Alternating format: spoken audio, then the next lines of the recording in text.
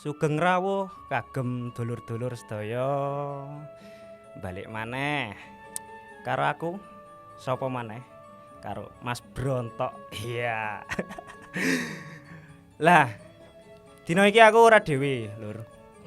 Iki anak kancaku. Sok kanca rek. Ada Mbak Zahwa. Oke. Mbak Zahwa merupakan salah satu psikolog muda. Iya. Bener Kok kan? betul? Hah? Seneng aku. Psikolog Ya, muda. alhamdulillah. Terus aku lihat di Instagramnya itu Miss Intelligentsia Yogyakarta. Wah, abot ya? Weh. Abot. Itu Hah? kok bisa masuk ke situ gara-gara apa, Mbak? Karena saya pinter sih. Woi. Ngeri. Mantap. Nah, karena saya ikut kompetisi Weh.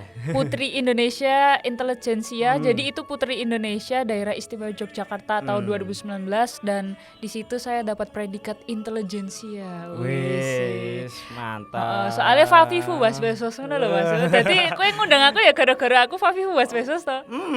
Padha karo aku. Abot. Biasane ya ngalor ngidul rang genah. Oh iya berarti awak dhewe kok ngalor ngidul wae ora apa-apa ya. Slow. Santai. Yo dah, Mbak Zahwa ini Iya. asalnya dari mana, Mbak? Aku asalnya saka Solo, Mas. Wis, Putri Solo. Nggih, leres Putri Solo. Kula Putri Solo tahun 2016. Nggih. 2016 mantap.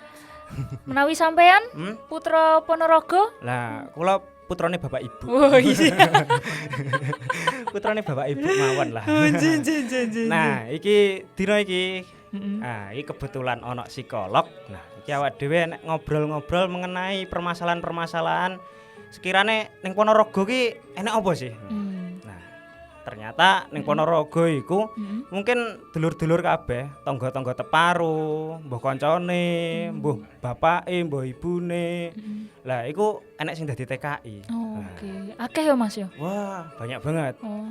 Aku kan 4 bersaudara ya, Mbak. Ya, 4. Ini yang 3 ini udah pernah jadi TKI semua ini. Oh iya, Wih. 3. Jadi emang keluarga saya dinobatkan sebagai keluarga TKI. Wah. Kurang saya ini. Nah, Oh. kurang saya ini kalau udah nanti apa namanya berangkat gitu, nah pas. Udah. Wah, semuanya internasional ya, Mas ya? Yoi. Oh, iya. Go internasional. Go Paling ora internasional. kabeh setahun numpak pesawat. Wah. Bener. Loh, Mas sendiri kok nggak ke luar negeri sendiri? Kenapa? Apa karena anak paling terkecil atau? Nah, itu kayaknya juga itu. Pas dulu itu kan apa ya? Pas masih SMA, terus mau kuliah kayak gitu. Nah, kebetulan kan teman-teman itu banyak yang istilahnya masuk ke perguruan tinggi lah. Betul. Nah, perguruan tinggi kayak gitu. Nah, aku kemarin itu ya sempat mikir. Lah, itu kayaknya enak ya dadi TKI. Jadi 5 tahun ketika aku mlebu ning kerja ning dadi TKI. Lah, iku kan wis iso oleh mobil, iso oleh omah, sak sembarange lah. Mergo kan ya bayarannya gede. Iya. Cuma tak pikir-pikir mana kok kayane sekolah sik ae lah. Nah, ngopo kuwi? Lah, iku permasalahane wingi sekolah kayane melu-melu kanca wae. Wow. Dadi ya wis lah akhirnya bar kuliah ya bingung ya. Iki sempat kepikiran dadi TKI maneh iki, Mbak. Paling sesuk budal sih. Oh, tenanan lo Mas. Enggak. Jadi ngono sih. Jadi emang di Ponorogo itu bisa dikatakan dulu itu jadi salah satu pemberangkat TKI atau apa ya? Secara kuantitas lah. Iya. Iku terbanyak di Jawa Timur. Oh, Jawa Timur. Iya, kayak Bukan gitu. se-Indonesia. Nah, kalau di Indonesia kurang tahu sih risetnya. Setauku sih masih di Jawa Timur. Oke. Cuma kemarin terakhir itu baca-baca di apa ya salah satu portal berita itu ada sekitar 3.200.000-an. Nah, itu apa orang Indonesia Iya. yang jadi TKI. 3 juta. Nah, Oke. 3 juta sekian lah itu yang jadi TKI. Nah, ini kan berarti bisa dikatakan Indonesia bisa di apa ya? Bisa dikatakan wis pokok akeh dhewe lah. Iya, Ngirim bener. ngirim TKI ning luar negeri kayak gitu lah. Nah, Kayak gitu.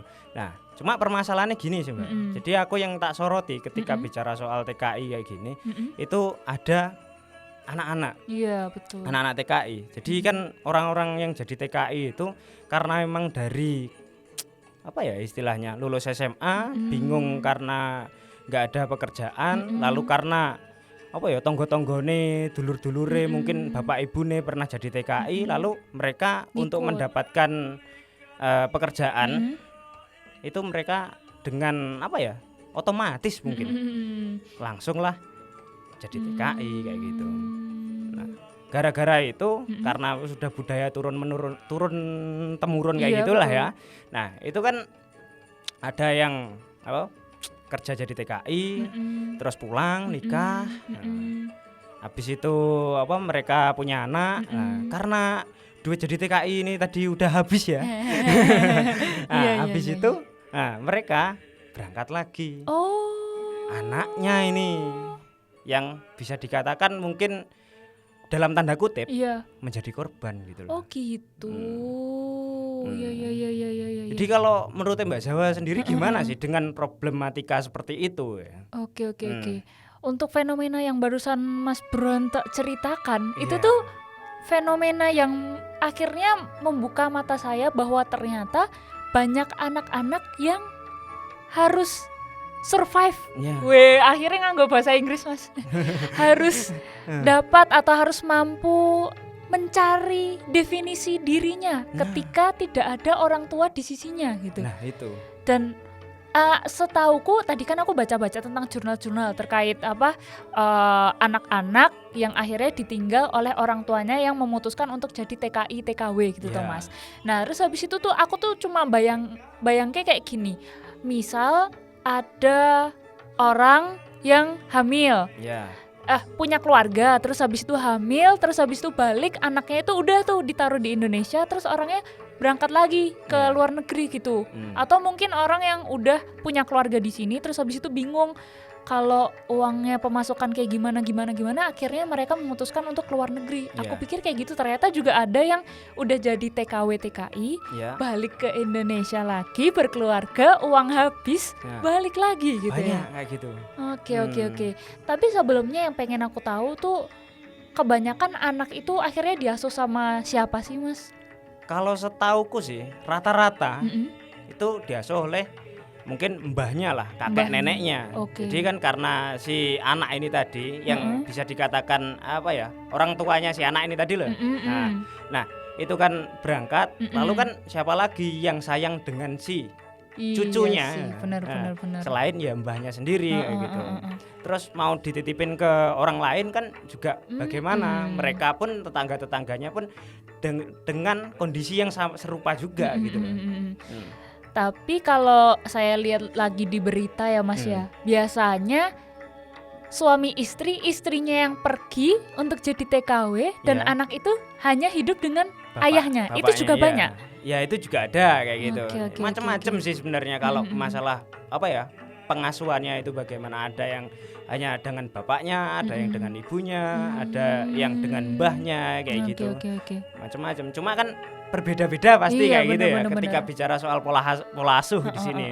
Oke. Jadi mungkin Mbak Jawa bisa menjelaskan perbedaan antara diasuh oleh kedua orang tua atau salah satu orang tua atau bahkan diasuh oleh orang lain kayak gitu. Itu bagaimana sebenarnya? Oke, ini menarik. Jadi saya tadi juga sempat baca-baca. Nah, terus habis itu saya jadi ikut membayangkan bahwa ternyata memang orang tua itu pergi menjadi TKI dan TKW memutuskan untuk keluar negeri itu karena memang ingin memenuhi kebutuhan secara finansial. Oke. Nah, secara finansial dalam artian tadi Mas Bronto juga bilang kalau di luar negeri gaji bakal turah-turah. Nah, apalagi untuk kehidupan di Indonesia yang mungkin rate harganya itu lebih rendah ya Mas rendah ya. lah, jelas. Kayak gitu. Nah, sebenarnya dalam psikologi sendiri itu tuh ada namanya pola pengasuhan. Pola pengasuhan itu dibagi jadi 4. Nah, apa aja itu? Oke, yang pertama adalah otoritatif. Otoritatif. Otoritatif itu di mana orang tua itu memberikan pengasuhan, memberikan arahan dan juga memfasilitasi anak untuk mencapai cita-citanya. Contohnya kayak gitu. Itu otoritatif. Yang kedua adalah otoritarian.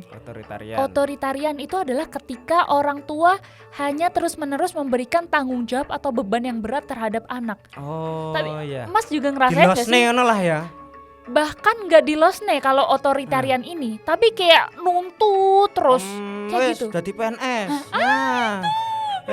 Nah, apa bahkan sampai lulus SMA budal Korea. Nah, padahal mungkin itu bukan passion atau keinginan anaknya. Nah, itu namanya otoritarian.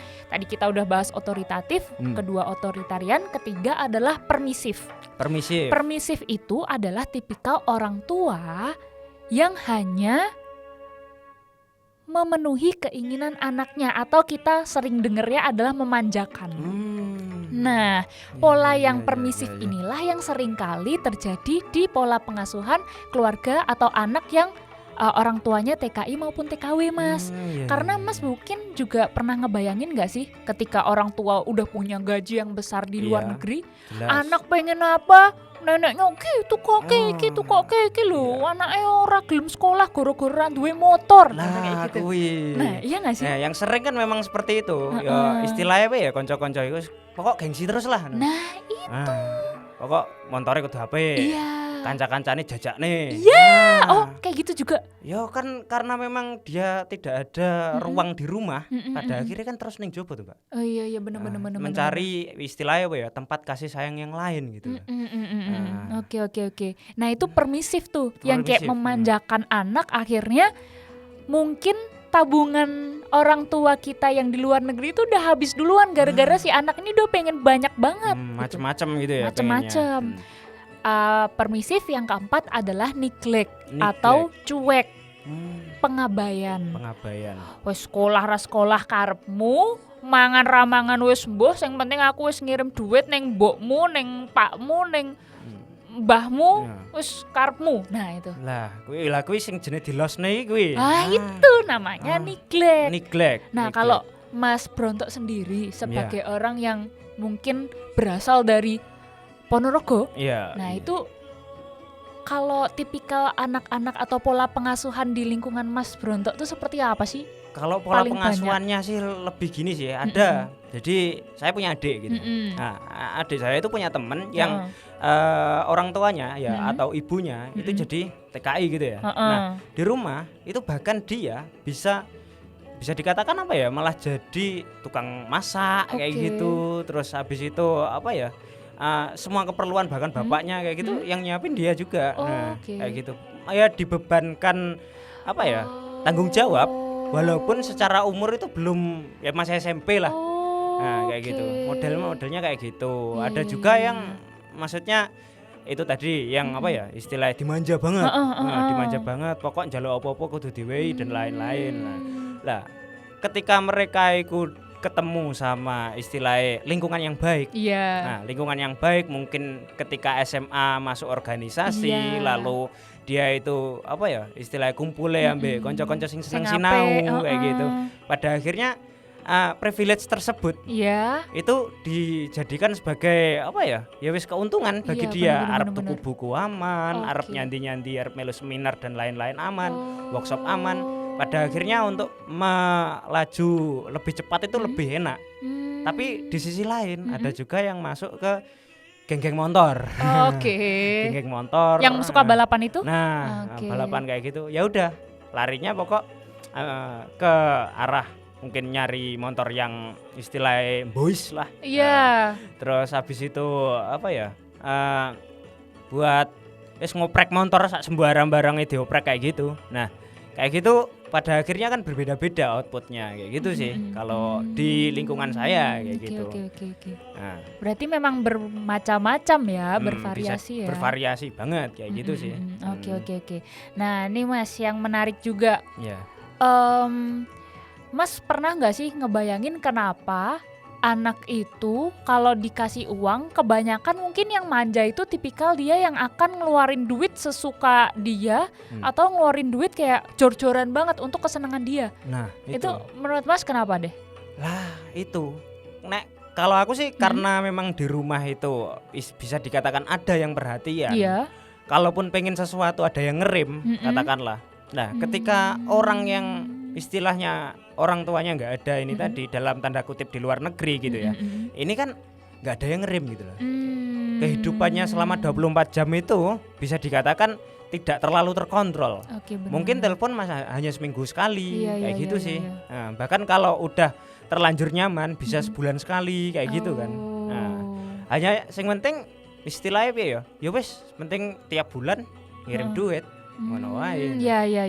Macem-macem. Iya. Mungkin awal-awal masih sayang, lama-lama cuek. Iya. Lama-lama wis diloske, wis ora karuan lah. Nah, cuma dampaknya gimana Mbak kalau dengan pola asuh yang seperti itu? Oke, sekarang kita kembali lagi ke kebutuhan kita sebagai manusia ya Mas ya. Sebenarnya kita semua itu kalau dalam teori Maslow. Teori kebutuhan. Yeah. Need of motivation of need. Itu tuh kita dimotivasi. Yeah. Kita dimotivasi sama banyak hal. Bukan hanya tentang kita cukup makan, minum atau tidur di mana. Yeah. Tapi juga kita butuh kasih sayang. Kita butuh diperhatikan. Yeah. Terus habis itu kita butuh rasa aman dan nyaman kayak gitu. Atau kita butuh seseorang yang mungkin selalu ada atau nemenin kita ketika kita mungkin lagi nggak baik-baik aja kayak gitu. Nah, pola asuh yang permisif ini itu tuh ternyata membuat anak sebenarnya kebingungan. Aku tuh sebenarnya butuhnya disayang, tapi kok aku ngerasain diriku tuh selalu nggak cukup ya, walaupun aku udah dikasih uang banyak. Nah itu Gitu. gara-gara apa sih Mbak sebenarnya hal-hal kayak gitu? Karena memang anak itu butuhnya kasih sayang, bukan hanya tentang terkait finansial atau kebutuhan dia makan seneng-seneng, enggak. Sehingga ketika anak ini hanya diberikan pemenuhan kebutuhan yang secara finansial ini, itu tidak akan merasa cukup karena memang kebutuhan yang pengen dipenuhi itu bukan tentang finansialnya, tapi juga kasih sayangnya. Nah kayak itu gitu. apalagi ketika mereka anak-anak gitu ya. Nah mungkin kalau katakanlah udah ditinggalnya lulus SMA kayak gitu, mungkin mereka udah dapat kasih sayang, udah dapat edukasi yang baik kayak gitu. Nah setelah itu kan ketika orang tuanya keluar negeri untuk mencukupi katakanlah untuk kebutuhan kuliah dan lain-lain, mungkin sudah lebih tertata gitu ya. Nah, tapi permasalahannya ini kan karena rata-rata yang jadi TKI itu bisa dikatakan secara usia produktif. Nah, ketika usia produktif mungkin saja anak-anaknya pun juga masih kecil-kecil gitu ya. Karena kalau biasanya udah masuk ke ranah kuliah kayak gitu, bisa dikatakan orang tuanya sudah sekitar 40 ke atas gitu ya. Nah, kalau katakanlah nikahnya umur 21, 22 sampai 25-an lah. Mungkin sekitar segitu gitu. Jadi akan berbeda. Oke. Iya, paham. Jadi memang ternyata aku tadi juga sempat baca jurnal-jurnal juga.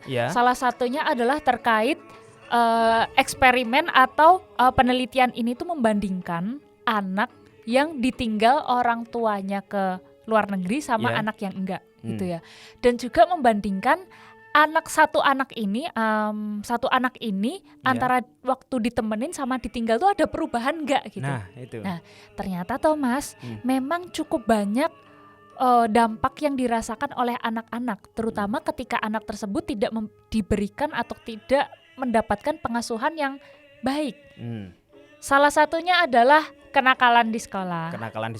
Jelas. Itu sering ditemuin di sana. Ya, ada sih beberapa memang. Kenakalan. Lalu setelah itu juga dia bolos sekolah karena dia ngerasa sekolah itu emang nggak perlu karena yang nggak ada yang ngatur aja, jadi kayak ya udahlah malas aja. Kalaupun dia bolos juga nggak ada yang marahin gitu. Nah itu bahkan tuh Mas, kalau Mas ngerasa juga yang namanya kakek nenek itu kan tipikalnya memang manjain cucunya ya. Iya jelas. Jadi nggak menutup kemungkinan ketika cucunya emang nggak mau sekolah, ya udah nggak mau aja. Ya udah nggak apa-apa gitu. Repot juga ya kalau kayak gitu. Repot. Nah, maka dari itu memang penting banget nih adanya pola pengasuhan atau pengasuhan yang baik ketika lingkungan itu kebanyakan adalah TKI dan TKW, adalah pengasuhan yang berbasis komunitas.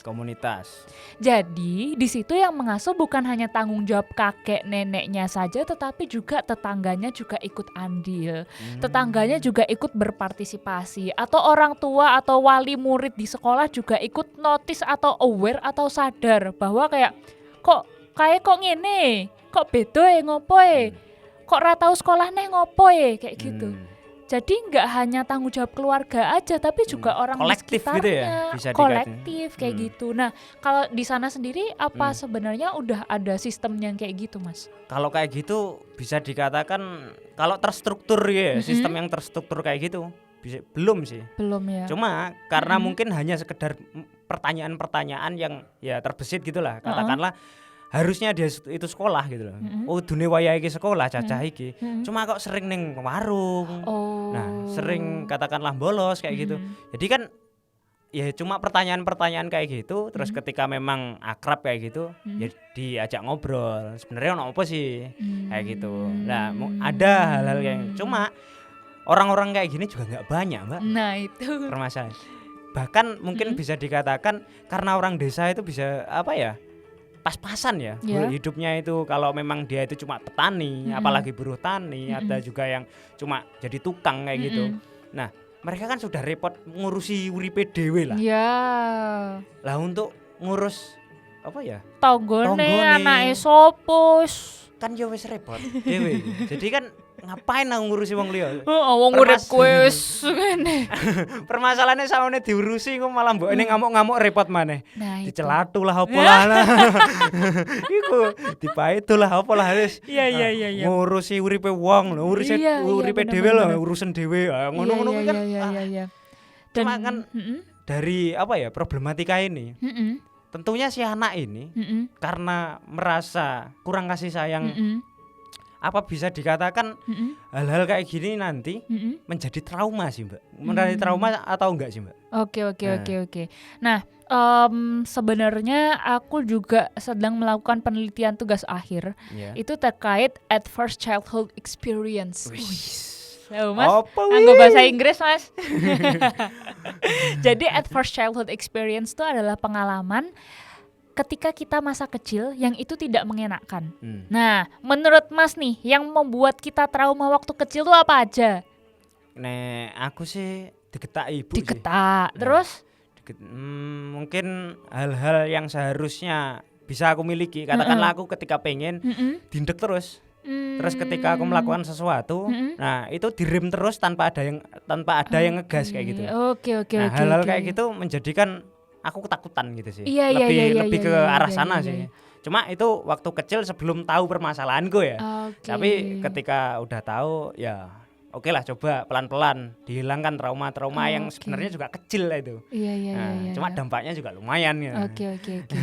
Nah, hal yang pertama yang perlu kita sadari ketika kita membahas trauma adalah mungkin sekecil apapun pengalaman yang kita anggap remeh atau nggak perlu kita pikirkan, ketika ini dampaknya luar biasa ke kita yang sekarang, itu berarti ya memang trauma itu juga besar. Jadi Bisa jangan jadi. sampai kita meminimalisasi experience atau pengalaman yang udah pernah kita rasain hanya karena itu mungkin nggak relate sama orang-orang di sekitar kita gitu. Itu yang pertama. Yang kedua adalah insight atau pemahaman Mas Bronto ini terkait trauma itu ternyata luar biasa loh. Tadi Mas Bronto atau kebanyakan dari kita mungkin mikirnya trauma itu adalah ketika dapat kekerasan fisik dari orang tua. Dijewer, ditendang atau apapun itu gitu ya. Ternyata nggak hanya kekerasan fisik aja, tetapi juga ada kekerasan emosional. Contohnya silent treatment. Wah, terus habis itu atau ketika kita mau nangis atau kita nangis, wis lah ngopo nangis, calanang nangis, gede nangis, duwe adik barang nangis lah. Padahal nangis itu kan masuk dalam HAM. Ini kita buka ya HAM-nya ya.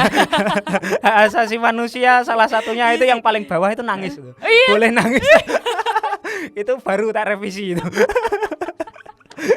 Iya menarik. Cah lanang oleh nangis. Wah, itu HAM juga itu. Iya. Nah, ketika kita nangis, diabaikan, ketika kita pengen sesuatu nggak didengerin orang tua kita, ketika kita berhasil melakukan sesuatu, Pak Bu, iki lho aku iso. Ya wis lah wong kudune cen ngono kok. Lah itu kan juga kurang apresiasi gitu ya. Sedih nggak sih? Ya gitulah iya kan? rasanya. Ternyata memang itu adalah pengalaman-pengalaman yang memungkinkan menjadi sebuah trauma. Nah, trauma yang perlu kita pahami di sini adalah ketika sebuah situasi terjadi di masa lalu, tetapi dampaknya kita rasakan sampai sekarang. Baik itu dampak secara pengalaman, contohnya aja tadi Mas Bronto bilang, kalau dulu pengen nyoba sesuatu tapi nggak dibolehin orang tua, sehingga kayak kue kudune ngene manuto bapak manuto ibu, bapak ibu wes mudeng asin garam dunia. Ketika kita udah dewasa, kita jadi takut untuk mencoba sesuatu karena aduh ini tanggung jawab bakal gede banget deh. Karena dari kecil udah disetir kayak gitu kan permasalahannya. Kalau yang saya alami karena memang itu real ya, bisa dikatakan bicara soal digetai atau direm dan sepertinya kayak gitu. Nah, itu lebih ke ketika nanti sudah dewasa, ketika mau masuk dalam apa ya, bisa dikatakan dunia kerja kayak gitu. Itu untuk pengambilan keputusan. Benar banget. Itu kayak seakan-akan mikirnya itu kepanjangan. Tindakannya minim banget. Nah, jadi bahkan mungkin kita jadi orang yang kayak perfeksionis gitu nggak sih, saking takutnya sebuah kesalahan terjadi di kita. Atau bahkan mungkin hal buruk terjadi, misalnya orang bakal marah ke kita atau orang bakal benci ke kita. Nah, itu sebenarnya adalah situasi-situasi di masa lalu yang akhirnya membentuk kita yang sekarang dan cara kita untuk memutuskan sesuatu. Nah, ketika kita balik lagi ke bagaimana anak-anak dari orang tua yang berprofesi sebagai TKI dan TKW, dan akhirnya dia mendapatkan sebuah trauma dari ketiadaan orang tua yang memberikan kasih sayang atau tuntunan kepada dia baiknya seperti apa gitu. Nah, ternyata memang Thomas, aku tadi baca jurnal juga yang menarik. Jadi ini tuh bukan tentang orang yang dewasa ya, trauma yang dirasakan orang dewasa enggak, tapi dirasakan remaja. Ternyata ketika seseorang individu di masa kecil itu tidak diberikan pengasuhan atau kedekatan dengan orang tua, dia tumbuh sebagai remaja yang kehilangan kepercayaan diri. Karena pada dasarnya ketika kita di remaja itu tuh secara tugas psikososial menurut Erikson itu adalah kita mencari jati diri. Aku ki pengennya opo, aku senengnya opo, koncoku sing apik piye, sing elek piye dadi populer ning konco-koncoku piye, disenengi wong akeh piye. Nah, ketika tidak mendapatkan tuntunan itu dari kecil, kita nih akan bingung sebenarnya tuh aku tuh yang gimana toh, kok kayaknya aku selalu kurang ya, karena mungkin nggak mendapatkan apresiasi. Bisa jadi. Kok kayaknya aku pengen nyoba ini takut, tapi pengen nyoba itu juga takut, padahal temanku nyoba itu kayaknya berhasil aja. Kita akhirnya takut untuk memutuskan sebuah pilihan. Nah itu lah, ketika bicara soal anak-anak TKI tadi, nah itu menurut saya permasalahannya juga kompleks banget. Iya, bener banget. Karena aku menemu beberapa kasus ya, jadi di salah satu teman gitu, ada juga yang dia tuh bapak ibunya itu bahkan ketemunya ketika jadi TKI. Ya, jadi ketika jadi TKI, sama-sama jadi TKI, ketemu di sana, lalu mereka menikah pulang kayak gitu. Nah setelah itu si anak ini tadi, ikan bapaknya itu berangkat lagi. Waktu sekitar usia mungkin 3, 5. Udah masuk SD sih. Udah masuk SD. Berangkat lagi lah. Berangkat lagi walaupun memang pulang cuma katakan 2 tahun atau 3 tahun sekali kayak gitulah. Nah, hal ini terus habis itu ketika kalau nggak salah itu ketika SMP. Nah, si orang tuanya ini cerai karena mengetahui bahwasanya salah satu pihak itu selingkuh. Pada akhirnya jadi korban broken home lah Iya, si iya, iya, anak iya, tersebut gitu loh. Heeh. Akhirnya dia nggak mau sekolah. Mm-mm. Terus setelah itu nakal, minum, macam-macam lah kenakalannya kayak gitu lah. Iya, iya, iya. Nah, akhirnya ya hidupnya nggak terarah gitu loh. Karena SMP aja nggak lulus pada waktu itu. Nah itu kan remaja ya. Hmm. Di saat dia pengen mencari jati diri, aku ki disayang sopo, aku ki kudune melu sopo, nasihate sopo. Tapi ketika SMP ada sebuah kejadian itu, akhirnya itu yang akhirnya mengombang-ambingkan jati diri, konsep dirinya. Nah, itu. Gitu. Dan akhirnya waktu di SMP itu dia Ya, akhirnya dia karena memang keseringan bolos sudah iya, pertama. iya. Setelah itu udah nggak mau dinasehatin karena ya percuma yang nasehatin dikembalikan lagi. Lah bapak ibu kok yang ngono. Oh. Akhirnya kan dia punya semacam senjata untuk mengembalikan kayak gitu kan. Nah, akhirnya ya udah dia apa istilahnya bisa dikatakan terlantar lah. Benar-benar. Itu juga ditemukan di beberapa kasus ketika ada anak-anak jalanan kayak gitu atau bisa apa ya sering dikatakan anak pang gitu lah. Itu juga arahnya juga ke sana juga. Akhirnya mereka jadi orang-orang seperti itu. Beruntung ketika dia itu punya saudara yang bisa dikatakan bisa mensupport ketika dalam kondisi terpuruk tersebut. Tapi ketika tidak, ya wassalam. Iya. Kalau di sini kelihatan peran keluarga besar itu penting banget ya. Sangat. Ketika bapak ibu itu tidak hadir gitu. Apalagi sampai ada kasus perceraian kayak gitu ya. Tapi Mas Bronto sendiri sebenarnya membayangkan nggak sih? Atau mungkin bertanya-tanya, kok waktu aku SMP kayak polahku akeh banget, atau kok kayaknya anak-anak SMP sekarang alay-alay lebay sih gitu. Pernah nggak sih bertanya-tanya kayak gitu? Lebih ke gini sih kayaknya. Anak sekarang itu lebih ke manja-manja. Manja-manja. Nah, contohnya kasus ya kayak anak-anak SMP lah. Iya. Sekarang itu hampir kayak nggak ada anak SMP itu yang istilahnya kalau dulu itu pedan dari rumah ke sekolah. Rata-rata sudah diantar atau kedua udah naik motor sendiri. Bahkan kan itu masih di bawah umur juga kan. Itu pertama. Terus kedua secara kenakalan lah. Iya. Secara kenakalan karena memang gini, bisa dikatakan anak itu bisa apa ya? Mentalnya bagus atau enggak ketika dia berani nakal atau tidak gitu.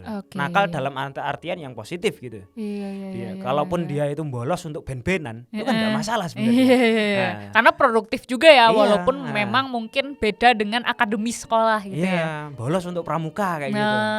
Atau bisa dikatakan arahnya itu untuk mencari jati diri itu tadi loh. Kembali. Nah, dulu itu teman-temanku banyak kayak gitu. Jadi contohnya aku aja lah. Dulu itu juga SMP, SMA itu sering bolos kayak gitu. Cuma ya larinya ya kalau nggak ben-benan, kalau nggak itu ke warnet, kayak gitulah. Cuma walaupun pada akhirnya juga kembali lagi ke sekolahan kayak gitu. Nah, tapi intinya pada waktu itu masih bisa dikatakan anak-anak itu struggle gitu. Iya. Kalau sekarang mungkin kurang sih. Atau karena memang udah nggak ngalami gitu ya.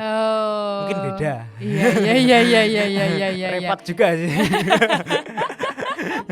Jadi kesannya kayak apa, nyalain anak-anak sekarang karena emang udah nggak ngalamin itu gitu ya. Oke. Atau bisa dikatakan dulu ketika aku masih SMP SMA itu dicap sebagai anak manja juga. Wah. Oleh orang-orang yang lebih tua daripada kita gitu ya. Nah, itu. Oke. Itu kan juga apa ya, repot juga kalau kayak gitu. Apalagi ketika mereka itu istilahnya udah dapat trauma-trauma kayak gitu.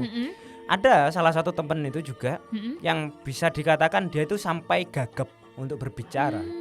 Karena apa ya? Memang ibunya itu dulu jadi TKI. Setelah itu kalau nggak salah sih ini. Ibunya itu meninggal ketika jadi TKI itu tadi. Akhirnya ketika di rumah kan hanya sama bapaknya. Kebetulan bapaknya ini bapak tiri udah. Lah, akhirnya dia terlalu diforsir untuk mengerjakan pekerjaan rumah. Pekerjaan sekolah juga belum selesai. Iya. Ketika ngobrol itu mending chat-chatan, mending chattingan di HP daripada ngobrol sampai lancarnya itu berbeda. Gagap, bener-bener gagap gitu. Lah ini gimana kalau hal-hal seperti ini itu bisa dikatakan menyeluruh gitu. Iya. Karena ada tadi awal 3,2 juta. Iya. orang yang jadi TKI. Dan mungkin saja ada sekitar 5 atau sampai 10% dari anak-anak TKI ini yang mungkin saja menghadapi permasalahan yang seperti ini gitu. Oke. Nah.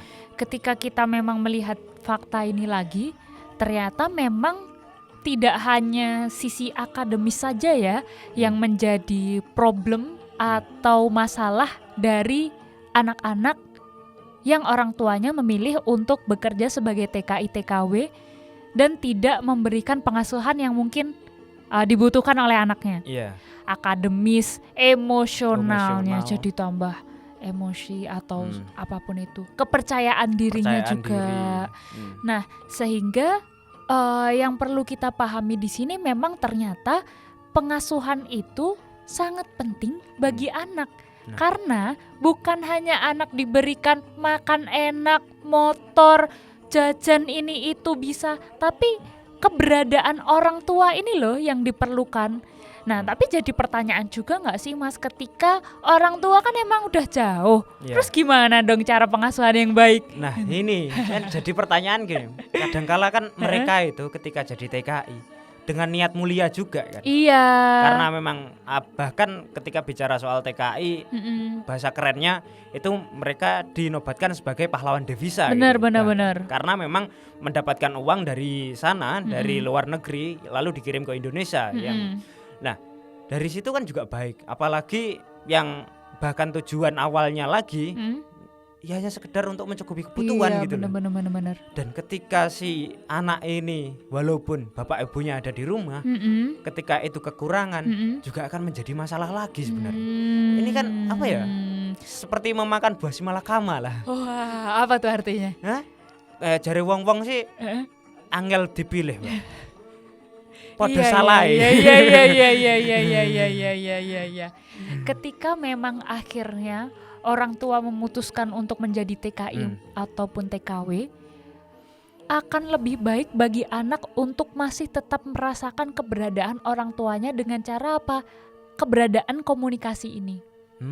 Kejelasan komunikasi, harapan orang tua juga disampaikan kepada anak juga merasakan atau merasa aman ketika pengen cerita ke orang tua atau apapun itu. Walaupun memang kita pahami bersama, sekolah untuk pengasuhan itu nggak ada. Sekolah jadi orang tua itu bahkan nggak pernah kita dengar. Gitu. Tapi bagaimana caranya semoga generasi-generasi kita yang udah melek terhadap internet, parenting, itu bisa jadi bekal tersendiri bagi kita untuk jadi orang tua nanti. Kayak gitu. Dan mungkin juga sebuah kebanggaan juga sih bagi seorang anak memiliki orang tua yang produktif di luar negeri dan bisa mencukupi kebutuhan di rumah. Tapi poin pengasuhan ini tidak bisa diabaikan sih ketika memang itu adalah kebutuhan yang sangat mendasar bagi anak.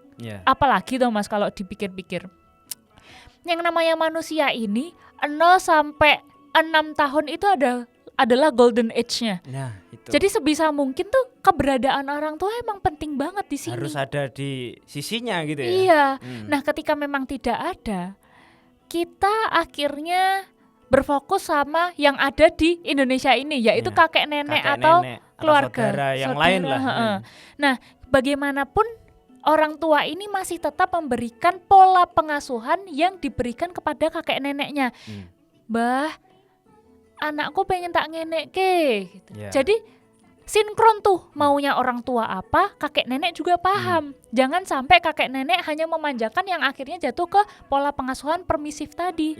Yang anak cuma jor-joran ngeluarin uang tanpa dia merasakan atau dia mencapai sebuah pemenuhan kebutuhan gitu. Jadi ya malah gimana ya? Ya itu bagus Mbak ya. Cuma problemnya lagi gitu. Rata-rata kakek nenek itu itu kan mereka juga mempunyai pola asuh yang bisa dikatakan konservatif gitu ya. Nah, lah kowe iki bocah rek ngomongi wong tuwek. Wah. Si anaknya tadi yang punya anak tadi ya. Nah ini kan juga repot. Pada akhirnya lah putuku pengen opo aku selagi iso ngoe ya tak wae. Repot loh. Karena berbeda karena ketika bicara soal desa apalagi ketika ngomong nih mbah-mbahku lah ya. ya secara pendidikan memang minim gitu loh. Ketika pendidikan minim, secara otomatis pengetahuan yang ada di luar, mindset terbuka kayak gitu kurang, serabuh rarus lah. Ngertine pokok bengi delok sinetron wes. Cuma menurutku kemarin ada sih kayak apa ya, sinetron yang dunia terbalik itu loh, yang bisa dikatakan iku, karena sinetron di Indonesia itu rata-rata emang bulet ya kadang-kadang. Ya wis lah. Cuma ketika aku awal-awal melihat itu keren gitu ya. Kenapa tuh? Relate banget sumpah. Sama kehidupan lingkungan di rumah gitu. Rata-rata itu anak-anak diasuh oleh bapak-bapak. Nah, sedangkan yang ibu-ibu jadi TKI kayak gitu. Riwahnya seperti apa di rumah kayak gitu, itu kelihatan gitu loh. Oke. Boleh diceritain nggak? Boleh diceritain nggak fenomena dinamika sinetron itu gimana akhirnya? Itu ada di satu kampung gitu ya. Di satu kampung. Nah, rata-rata di situ ibu-ibunya jadi TKI. Ya, si bapak-bapak ini mengasuh anak di rumah. Nah, akhirnya kan problemnya banyak banget itu. Ya seperti bicaralah soal masakan, terus apa ya, pola asuhnya ke anak bagaimana, karena memang bisa dikatakan kalau bapak-bapak kan untuk memperhatikan anaknya tidak sehalus ibu-ibu gitu. Nah, itulah. Nah, bahkan ada juga yang ya rotak dijarne gitu ya. Di lost nih gitulah. Nah, hal-hal kayak gitu. Nah, akhirnya mungkin saja hal-hal yang kayak gini juga diperlukan karena mereka itu tahu pangsa sinetron di Indonesia itu orang-orang desa yang mereka itu selalu setiap habis maghrib itu nonton TV gitu ya. Bisa untuk sedikit edukasi. Edukasi. Menarik. Menurutku sih keren gini salah satunya. Karena kebetulan ketika saya pulang gitu ya. Itu ibu saya itu mesti menceritakan sinetron. Kedua, ngerasani tonggo. Nah, iki pada akhirnya kan karena setiap hari diceritain sinetron kayak gitu, ya kan penasaran, nonton. Menarik gitu. Nah, gitu sih, Mbak. Oke. Cuma mungkin terakhir sih ini, Mbak, bicara soal anak-anak TKI ini. Iya. Nah, hal-hal yang mungkin sekiranya bisa dilakukan lah untuk para calon-calon orang tua nih ya, agar anak-anak ini kalaupun dia jadi TKI anaknya itu nggak separah ini gitu loh permasalahannya. Itu kira-kira bagaimana gitu? Oke. Ketika internet itu udah terbuka bagi siapa aja, berita juga gampang banget dibaca. Bahkan fenomena-fenomena yang ada di luar daerah kita itu seakan kayak gampang banget diakses. Semoga ini semua menjadi gambaran bagi kita betapa pentingnya keberadaan orang tua, kasih sayang, pemenuhan kebutuhan secara makan, tidur, kenyamanan, keamanan, rasa kasih sayang itu penting banget bagi anak-anak. Jangan sampai kita udah tahu nggak enaknya jadi anak malah menurunkan nggak enaknya itu ke anak kita nanti gitu. Sebisa mungkin pahami juga keberadaan kita itu penting bagi kehidupan seorang manusia yang itu bakal bertahan mungkin 20 tahun, 30 tahun, 40 tahun dengan apa yang kita ajarkan ke mereka. Dan yang menarik lagi adalah semoga kita sebagai calon orang tua memahami bahwa keberadaan kita kan penting ya. Ketika memang kita nggak ada dekat dengan anak, kita bisa berdiskusi atau berkompromi dengan orang tua kita, which is itu adalah kakek nenek dari anak-anak kita.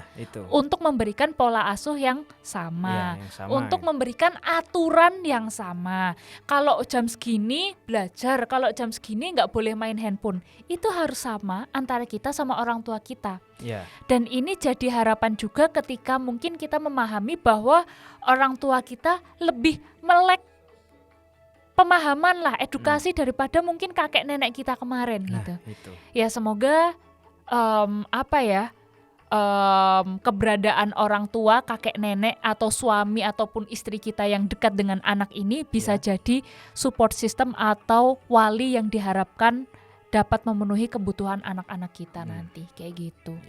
Dan bisa dikatakan rantai yang sudah terbentuk ini paling nggak bisa diputus lah. Paling nggak dengan anak-anak ini mau sekolah lagi, lalu dengan pendidikan tinggi, mungkin akan ada opsi lain selain jadi TKI gitu. Nah, sekiranya itu sih kayaknya yang perlu untuk dibangun semacam iklim-iklim seperti itu di pedesaan. Iya. Agar hal-hal kayak gini nggak terulang lagi. Iya.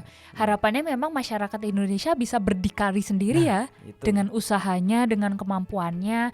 Walaupun memang udah jadi budaya tuh untuk keluar negeri menjadi TKI dan TKW, namun semoga masyarakat kita juga semakin teredukasi untuk akhirnya memutuskan pilihan pekerjaan atau karir yang membuat dia sehat dan keluarganya juga sehat. Gitu.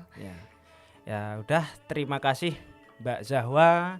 Semoga lain kali bisa ngobrol-ngobrol lagi. Ya, terima kasih banyak Mas Bronto atas kesempatannya. Ya, terima kasih juga ilmu-ilmunya.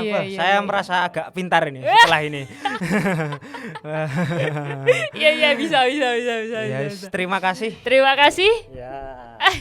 Oke, teman-teman, kembali lagi nanti ke episode-episode selanjutnya. Semoga bisa dengan obrolan-obrolan yang menarik bagi kita semua, dan muga-muga awakmu, awakku, awake dhewe kabeh seger waras. Matur nuwun.